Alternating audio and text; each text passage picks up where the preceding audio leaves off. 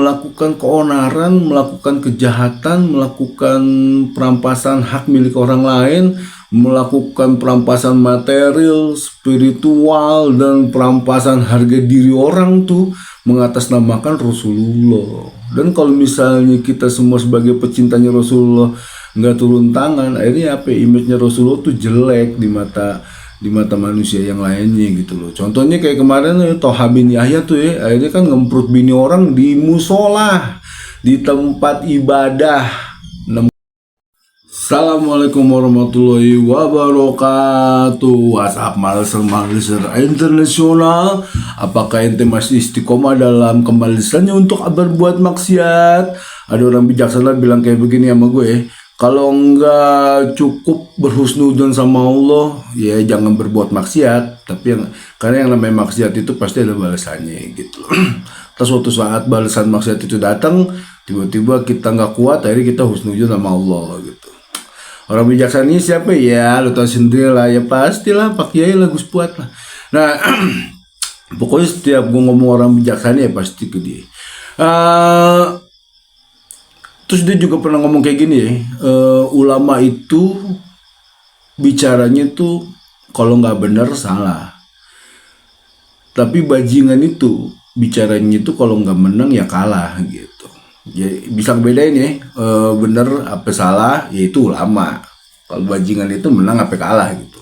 Jadi kalau bajingan itu biar salah juga gimana supaya kita menang-menangin gitu loh. Contohnya gini, Gus Rumail itu kan nemuin manuskrip kitab sejaman lah, walaupun ada beberapa kali diedit sama dia tuh di pamitnya ngantor tuh ya. Akhirnya Kiai Imad kan dengan senang hati tuh ngundang Gus Rumail tuh buat diskusi masalah manuskrip yang ditemuinya sama dia gitu.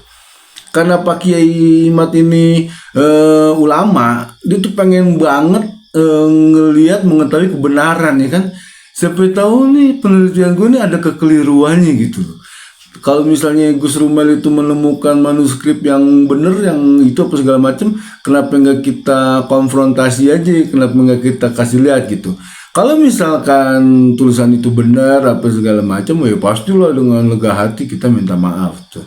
Tapi kalau itu cuma ngarang-ngarang, ya balik lagi kayak pertama gitu, mentah.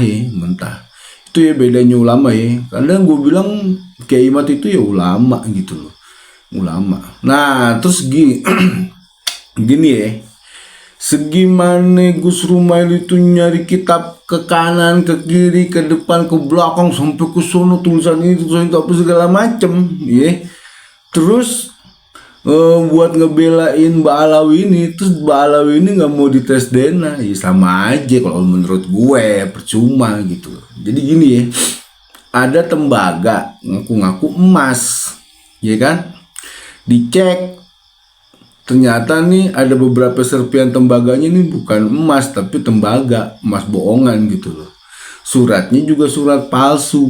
Ya sekarang lu nyari-nyari suratnya, lu bikin suratnya ini apa segala macam gini nggak bakal bisa ngebuktiin bahwa tembaga itu bisa jadi emas. Kalau menurut gue begitu ya. Kalau menurut gue tembaga ya tetap aja tembaga, emas tetap aja emas gitu. Intinya sebenarnya sih ya di tes DNA-nya itu gitu.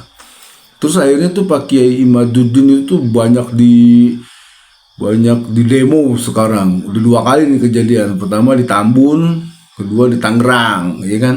Bukannya takut, nggak ada takut-takutnya, nggak ada ini apa segala macem. Cuma kan gini ya, kerennya Kiai Nusantara tuh kalau bisa tuh jangan sampai bentrok fisik. Karena kalau misalnya ada kejadian bentrok fisik, pasti yang rugi-rugi pribumi-pribumi juga dari domba sama dia gitu. Dan sebenarnya akhirnya nih ada jaksa nih dari itu ngomong ke tim nih, kalau misalnya ada kejadian lagi nih bakal dituntut dengan ya ini nih pasal 175 Kitab Undang-Undang Hukum Pidana KUHP. Barang siapa dengan kekerasan atau ancaman merintangi pertemuan keagamaan, agama manapun ya, yang bersifat umum dan diizinkan sama kepolisian setempat, keamanan itu segala macam, atau upacara keagamaan yang diizinkan, atau upacara penguburan jenazah yang diancam dengan pidana penjara paling lama 1 tahun 4 bulan. Ya kalau misalnya ini ya ngandang setahun 4 bulan. Jika dilakukan oleh pelaku adalah sengaja menimbulkan kegaduhan dan pertemuan keagamaan, maka dapat dipidana dengan pasal 176 KUHP sebagai berikut. Barang siapa dengan sengaja mengganggu pertemuan keagamaan yang bersifat umum dan diizinkan, lalu upacara keagamaan yang diizinkan, lalu upacara penguburan jenazah dengan menimbulkan kekacauan atau suara gaduh, diancam dengan pidana paling lama 1 bulan 2 minggu atau pidana denda paling banyak 1.800.000. Ya, ada hukum pidananya sekarang, ada hukum pidananya. Ya, tapi ini bukan buat nakut-nakutin, cuman gini. Buat apa sih ngeributin urusan tuh yang bener-bener tuh udah, menurut gue sih udah pasti, udah pasti. Pasti palsu. Ini yang namanya Abi tuh pasti palsu. Nggak mungkin bener gitu loh. Ya kalau dia bener berani lah tes DNA. Buktinya kan ada yang tes DNA ngumpet-ngumpet 6 orang ketahuan juga kan, haplogrupnya haplogrup G kan. Dan secara garis paternal tuh ya nggak mungkin di keturunan Sayyidina Ali gitu loh. Gitu ceritanya. Itu. Terus ditanya nih, Bang, kenapa sih lu ngurusin masalah ini melulu, lu ini apa segala macem, gini. Ya sebenarnya sih nggak ada kepentingan buat gue. Ini kepentingannya semua ini buat umat nih, buat umatnya Rasulullah ya. Karena dia gini, dia itu melakukan keonaran, melakukan kejahatan, melakukan perampasan hak milik orang lain, melakukan perampasan material, spiritual, dan perampasan harga diri orang tuh mengatasnamakan Rasulullah. Dan kalau misalnya kita semua sebagai pecintanya Rasulullah nggak turun tangan, akhirnya apa? Image-nya Rasulullah tuh jelek di mata manusia yang lainnya gitu loh. Contohnya kayak kemarin Toha bin Yahya tuh ya, akhirnya kan ngemprut bini orang di musola, di tempat ibadah 6 kali, dikontrakan lakinya itu sekali. Itu belum lagi Hasan bin Ja'far As-Segaf dulu yang homoin tahun 2002 udah ketahuan ya kan. Terus 2011 dia melakukan lagi, belasan santri ngadu. 2011 pengaduan, 2012 diproses, sampai 2013 kagak di penjara tuh orang, sampai sekarang kagak kedengeran tuh orang di penjara. Kenapa? Karena orang-orang itu nyangka dia itu keturunan Nabi, dan orang Indonesia itu cinta banget sama Rasulullah, sampai anak keturunannya itu dihormatin di sini.